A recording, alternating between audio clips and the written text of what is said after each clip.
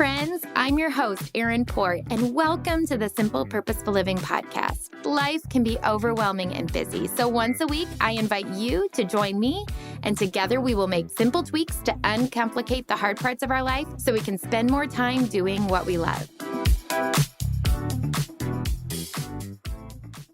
Welcome back to the podcast. This week we are talking about rest. That four-letter word that for some of you might come a little easier, and for other of you might feel like a literal four-letter word, like a bad word, because you're like, I don't know how to do rest. We're in the middle of summer right now, and summer always feels like it should be restful, but then sometimes at the end of the summer, we get to the end and we're more exhausted than when we started, and then we go right back to the school schedule. And so one of the things this year that I've been really working on is rest, both with my counselor, my integrative health doctor, and for integrative health doctor, that's just like a functional and traditional med doctor put together. So she kind of toes the line on both. And then my business coach. Because for a long time, something about me that you might not know, but probably do, is that I love to be purposeful, but somewhere along the way, I tied productivity with purposefulness, and my to-do list became my emotional nervous system regulator, that if like I got my to-do list done, then I was safe and I was in control and I felt just purposeful. And somewhere along the way, like in my 40s, my body was like, hey, you're not a machine, you're a human. And my blood work came back and I had some inflammation and my adrenals were shot and my hormones were all over the place. And my body was like, hey, waving the white flag a little bit, like, hey, you need to like maybe not go 100 miles an hour all the time. But I also didn't really know what rest looked like beyond like getting sleep and maybe taking a nap and like what is rest. So all year long, I've kind of been pursuing this thought of rest. And if you stop and listen to what I just said, the pursuit of rest, right? It's kind of the same idea of a lot of us pursue happiness. Like it's somewhere in the future. It's somewhere that I can find in the future. It kind of assumes that we have lack, right? We are not happy now, but if I pursue it, I will find it. And that's kind of where I came from in looking for rest. I was looking for something that I didn't think I had or could do well. I felt like I wasn't stumbling around in the dark a little bit. And as my counselor often does, she flipped on the switch in a dark room and helped me to see things a little bit differently. And the first thing she helped me to see was she asked me this question. I want you to start paying attention because awareness is our superpower. That's one of my core principles at Simple Purposeful Living. When we know more, we can do so with intention.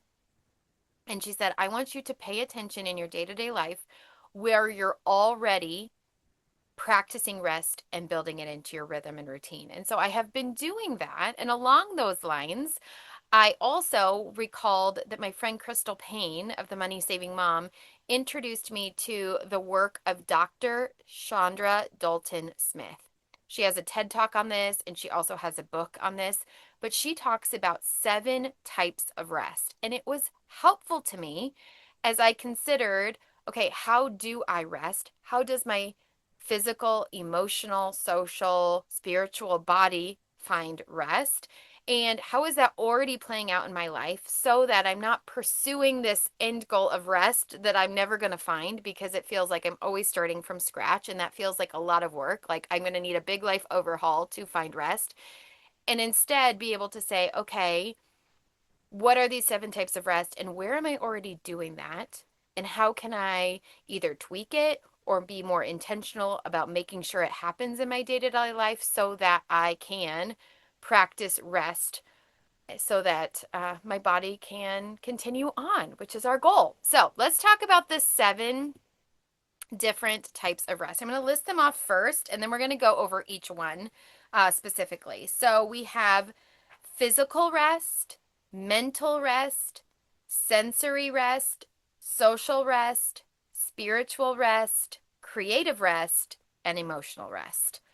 Lots of different types of rest. And what I want you to hear is how these types of rest are a little bit different. So if you're like, I'm going to bed on time and I'm sleeping well and I'm waking up, but by the end of the next day, I'm emotionally drained and exhausted.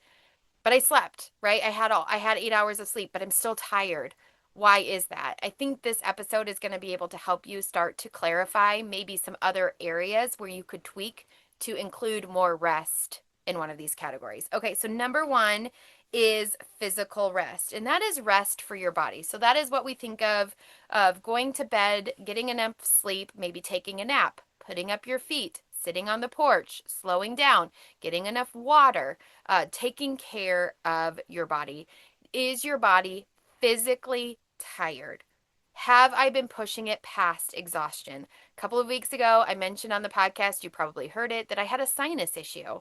And for years, if I got sick, I just would push through because surely that's just what people should do. And I've learned after my pneumonia incident where I had a viral uh, virus and it turned into pneumonia, and that recovery took a very long time for me, 6 to 8 weeks. I realized like my body needs physical rest to heal. So, are you not feeling the best right now? Do you need to take your supplements and drink your water and your electrolytes and get more sleep? Like, are you getting enough sleep in your day? I go to bed a lot earlier than I used to because I used to hear all these gurus being like, well, I go to bed at 11 and get up at 5 and I only need 6 hours of sleep. And I was like, okay, that's the gold standard. Being the Enneagram 3 achiever, I was like, well, that's what I got to do. Spoiler alert, it didn't work well. And I do go to bed between 9:30 and 10 and I get up between 6 and 6:30. So I'm getting at least 8 hours of sleep most nights. And that is what I optimally prefer if in a perfect world now that my kids are sleeping through the night, and for the most part so am I. Fun fact, I was not sleeping through the night well, and I switched when I took my magnesium. Most people taking magnesium at night helps them sleep better. It did the opposite for me, which can happen. So I switched and took my magnesium in the morning. So if you're having a hard time sleeping and you're taking like a supplement at night or you're doing something at night, switch up your evening routine and see if that helps, or maybe, stop taking a supplement for one night and see if that helps you sleep. Now, different for medication, obviously, but just see if that helps. That it was crazy to me how much that made a difference. So, here are some things, like I mentioned already, that I try to go to bed at a decent time. Another thing, a tiny tweak I made to help promote my physical rest that I was already doing, because, right, our goal is not to start from scratch, but to think in our life, okay, what am I already doing to promote physical rest so that I can either tweak it or do it on purpose, because awareness is our superpower. One of the things I did is I stopped charging my phone in my room, and I charge it in my bathroom. So therefore, when I get into bed at night, I'm not just scrolling and staying up past my bedtime, but I'm reading, which is less of that uh, blue light. It helps me just to wind down and go to bed on time. It also, another tweak I made is I put my phone on do not disturb from 9 p.m. to 7 a.m., except for a few immediate family members can ring through. That means that I'm not checking my phone right away. I can have my first cup of coffee in the morning before I checking my phone. And it means that sometimes I'm taking a 20-minute nap when my body is tired and maybe healing from a sickness. Okay, so those are some of the tiny tweaks that I'm doing. Another tiny tweak is just going and like giving myself 5 minutes in the car to physically rest before I go in. That might also fall under another category, which we'll get to. But just thinking to yourself, how can I physically take care of my body in rest so that I can keep going? Okay, so that's physical rest. It's one that's more common for us, a little easier. The next one is mental rest. I'm going to tell you on the onset, I really struggle with this one, to tiny tweak with this one, because it's very hard as busy moms to take mental rest, because mental rest is rest from, listen to this, constant thinking, planning, and decision making. But this is why I oftentimes, we've made the tiny tweak. I'm like to my husband, I'm like, can you plan this? Can you be in charge of this? And telling him a way that he could help plan and let him take the lead on this. Now, some of you are saying, I do that and it's not done the way that I want. And I get that. And so there is a little tug and war there. But here are some tiny tweaks as I thought about, okay, what am I already doing to help with mental rest and like not having to think of every scenario? Number one, brain dumping. I talk about it all the time, but getting it out of your head.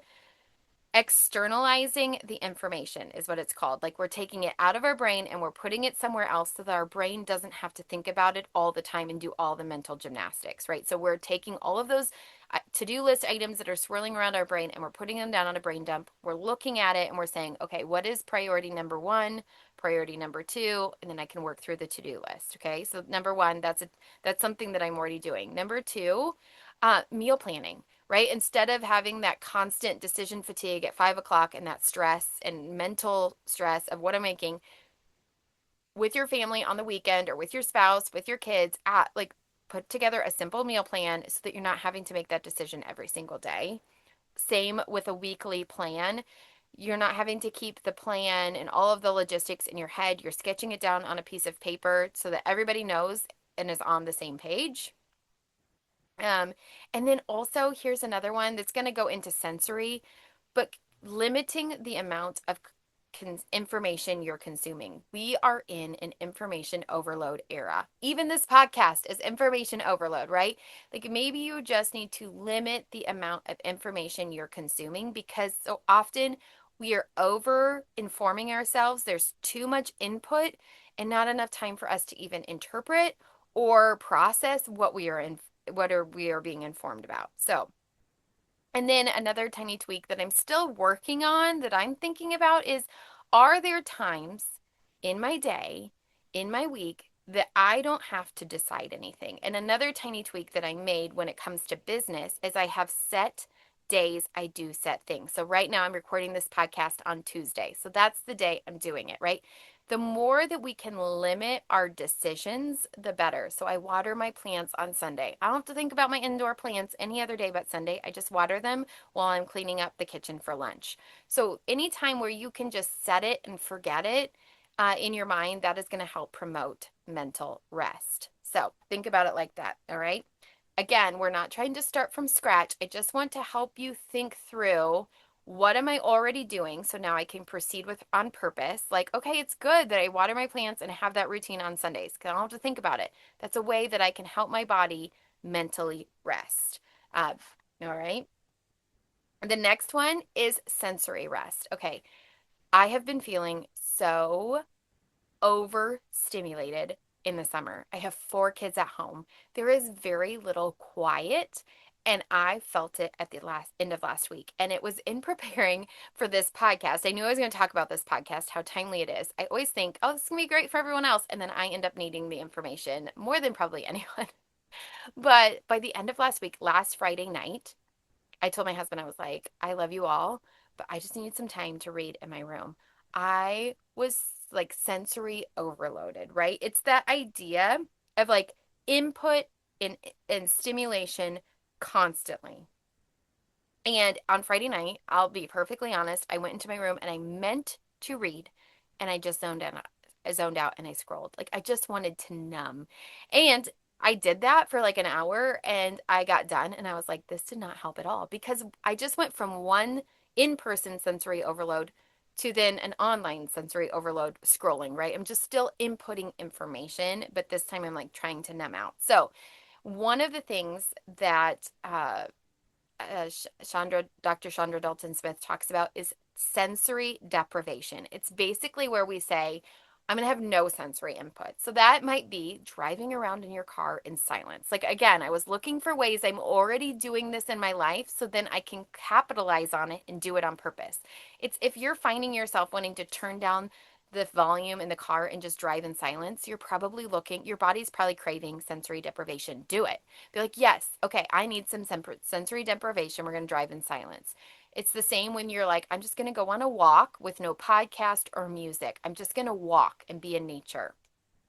Another one is that in the morning, another rhythm that I do is I get up, I get my coffee, and I go outside and I sit on my front porch. And I do a little bit of grounding, which you can look that up, but I just am barefooted, letting my feet in the ground. It helps to just calm the nervous system. But I'm also taking in that 10 minutes of just quiet. All I'm doing is drinking my coffee, feeling the warm cup in my hands, listening to the birds, looking at the sky, and just having 10 minutes of sensory deprivation before the day begins. And I'm telling you, it has been such a gift. And now that I know what it is, I'm more likely to do it in the future. So a couple of those ideas of things that I am doing that have been really helpful. Another thing is to sit on the back deck without your phone, just going to the bathroom. Maybe this is like what I was going to say, the car thing. If you find yourself wanting just to sit in the car 5 minutes alone without your phone, just sitting there, that's another one that's really good for sensory deprivation. But if you're feeling like, wow, there's so much coming at me, you might need some sensory deprivation, and that will help with sensory rest. Again, we don't want to be adding more inputs of like TV or phone or podcast or music because that's sensory to our nervous system. We want to just nothing, silence. And you'll find your mind noodling. You'll be thinking about things. But oftentimes, what I want you to notice and what I have noticed is I come back feeling a little more refreshed and rejuvenated, which is that sensory rest. Okay, so that's the next one. The next one is creative rest. This is another one that's hard for me. I know my friend Megan Summerall always says, look back to what you did before kids, what you did and enjoyed growing up. I loved imaginative play. I loved playing teacher. When I was in high school, I loved being on committees. I loved being with my friends. I didn't have like a lot of like creative pursuits. I've never been a crafter really. I really do love organizing. The other day I found myself coming home on a Sunday and just like decluttering and organizing a drawer. And it just made me happy, right? But for you, that might not be the case. Like my cousin loves to needlepoint and my mom loves to quilt and my sister likes to crochet, right? Like those things are not creative rest for me, but it's this idea of like enjoying the beauty or the wonder, inspiration, the enjoyment of the thing, not for just like the product, right? It's just like you enjoy the experience, not just the finish line. Does that make sense? It makes you feel alive again. So what is are things that make you feel like just alive, that are life giving to you? So here's where I find it's difficult because there are going to be times in your day, like for me, there's times where I have nothing and my go to then becomes my phone because it's the easiest form of entertainment. So, what I have found is if I want creative rest or I want to use that time wisely for rest, I need to have a bit of a plan, so to speak, to be successful. And one of those things is a hope to, like to list. And I just keep it on my phone. And as I find things that I like to do that are life giving to me, I add it to the list. So I have some ideas and I'm not starting from scratch.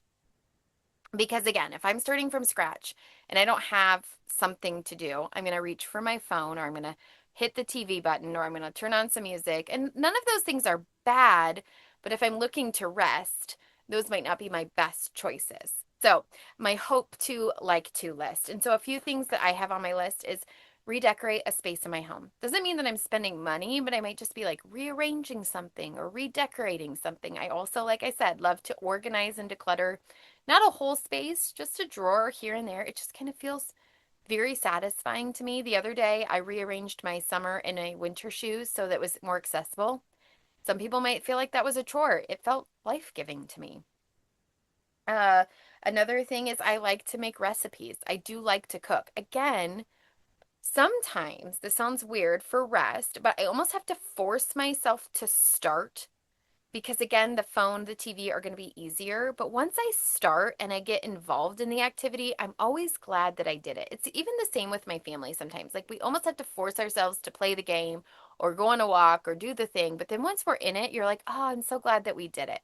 And it is restful. And I do come home feeling a little more rejuvenated and alive, and it felt life giving. But pay attention to that, especially in creative rest. What things are life giving to you? And then add that to your hope to like to list. That is creative rest. Okay. The next one that is was eye opening to me is social rest. And this was another one that was lacking for me this summer. And it was very evident. And I told my husband, I was like, I do this every summer where I'm like, I want to be with the kids. I want to spend all my time with the kids. I want to soak them up because during the school year, I don't see them very much. And then I don't see my friends for a couple of weeks and I feel depleted. And that's where social rest comes in. And not that our families and our kids can't help, like can't fill us with social rest, but it doesn't negate some time with life-giving friends. So social rest is being mindful of who fills you up and who drains you. And again, your family can fill you up, but sometimes that, you might need some friend time, that like that life-giving, like where you go. Just this morning I went to coffee with my neighbors and it was life-giving. We chatted about midlife and hormone replacement therapy, and it just felt like I was less alone. And that I came home and I paid attention. Does this feel life-giving to me? Now, not all friend groups and all situations are going to be life-giving, and that's information too. But it's thinking about, who are my life-giving relationships? How can I prioritize that? Again, going back to what my therapist said, where in my life am I already doing this? And one of the areas was during the school year. I told you I have a day of the week, Thursdays, that I designate friend time, and I try to schedule something every single week during the school year. Well, when the anchors of the school year dissipate, that rhythm kind of dissipated along with it. And it takes me a couple of weeks every summer to be like, wait a minute, I still need friend time in the summer, but I've got to be a little more intentional about doing it. And it has to look a little different than the school year. So this morning, it is a Tuesday, and I went out to coffee with friends. I'm going out to dinner with friends this week, a different friend group. It does take a little intentionality of like, hey, having to plan something, text a friend.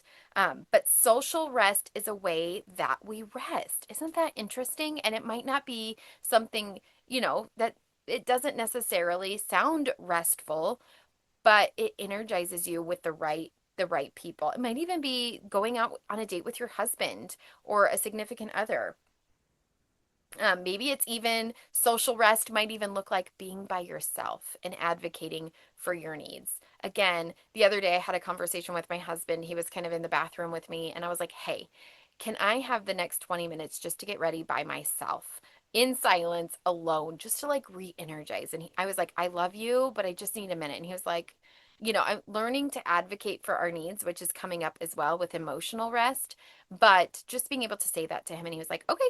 He's like, and I could hear him, like the kids were wanting to come ask me a question. He's like, I can answer that for you, which is really helpful. So even asking for time alone is so hard for moms, I think, but it's so helpful. Okay.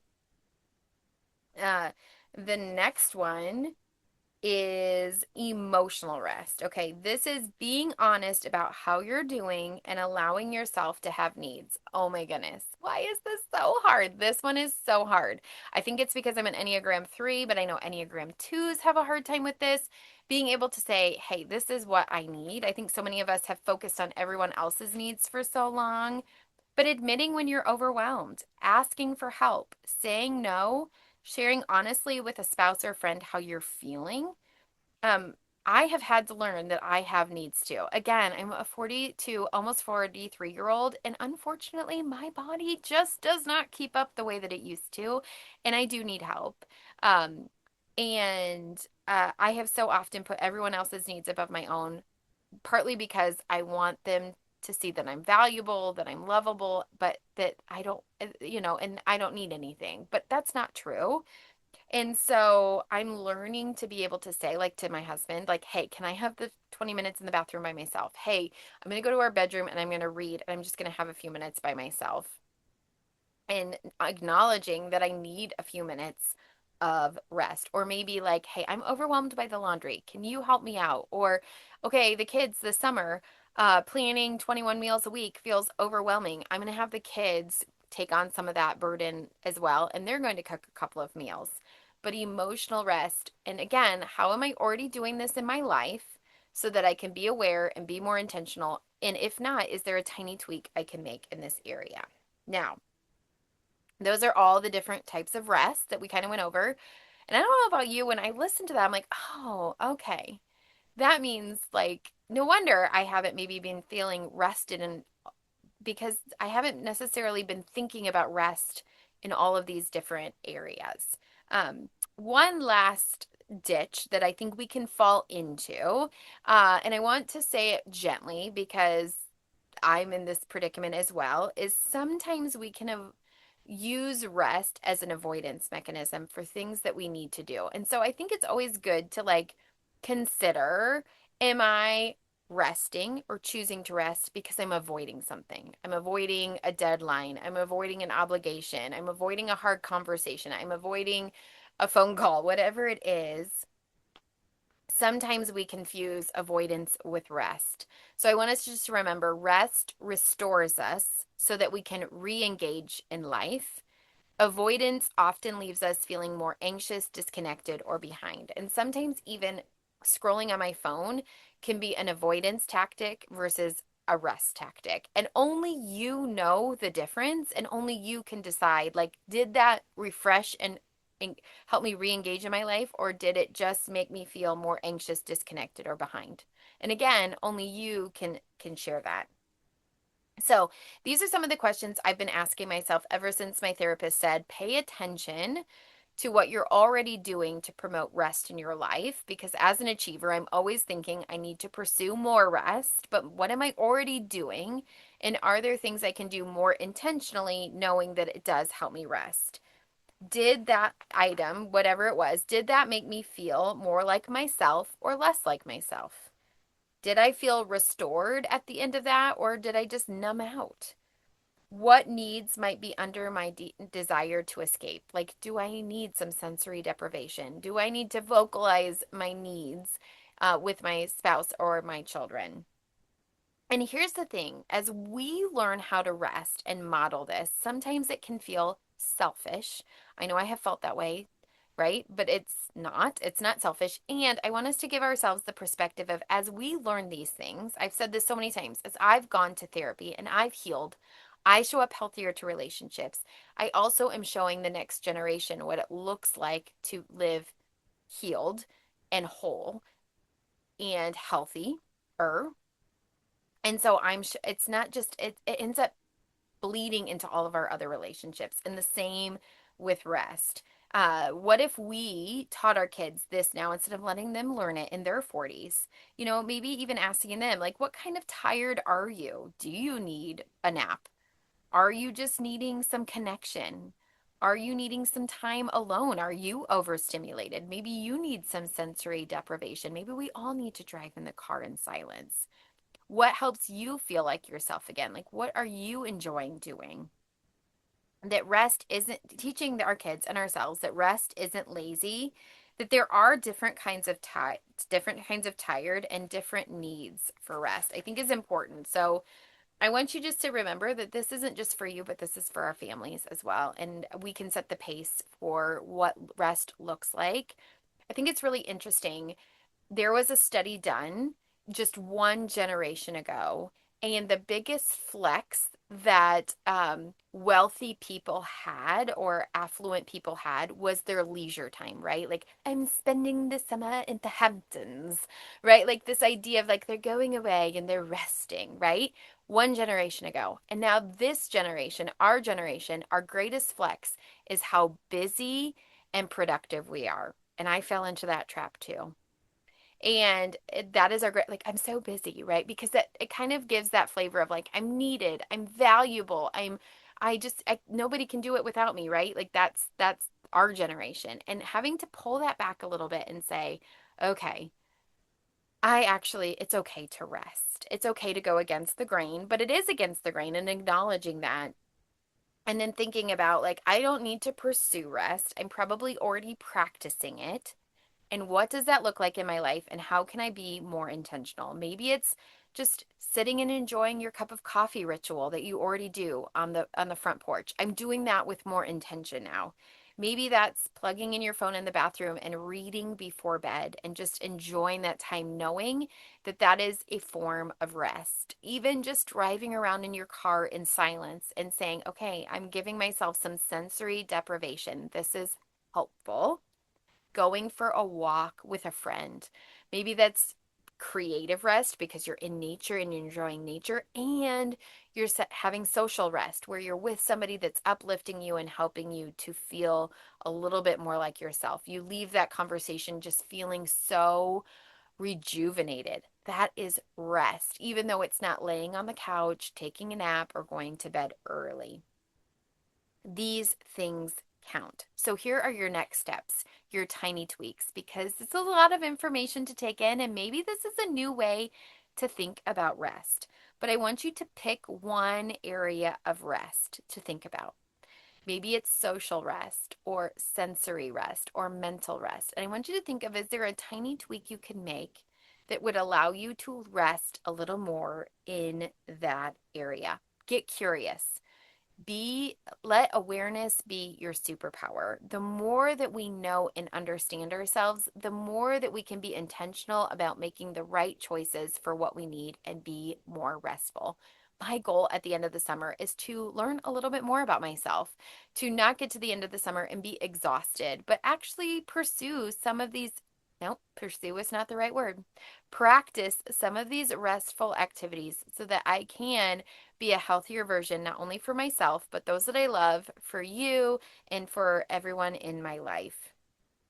Pay attention this week and just notice what are things that are life-giving and life-draining. And then write that down on your hope to like to list so that you're not starting from scratch when you have a few pockets of time in your day. 10 minutes of time and you're like, hey, I could read for 10 minutes, or I could walk around the block, or I could set up a time to meet with my friend, or set up a date night, whatever it is. Maybe you're finding yourself wanting to get ready in silence, craving friend time, wanting to sit outside a little bit longer, going on a walk, putting your phone down, or wanting a few minutes where nobody needs anything from you. Those nudges are information. Listen to them. Awareness is your superpower. How many times can I say that in one podcast? But once you notice it and what restores you, you can start protecting that on purpose and doing it on purpose. I hope this podcast helped you to think differently about rest. It's been very informative to me. It's definitely helping me to stop pursuing rest, but recognize where I'm already practicing it and then doing those things on purpose and then tweaking it so that I do even more of those things on purpose. Okay, I'll see you right here next week. If you liked this episode, it would mean so much if you'd share it with a friend or leave a quick rating and review so others can find our show. Until next time, you can find me at Simple Purposeful Living on Instagram and Facebook.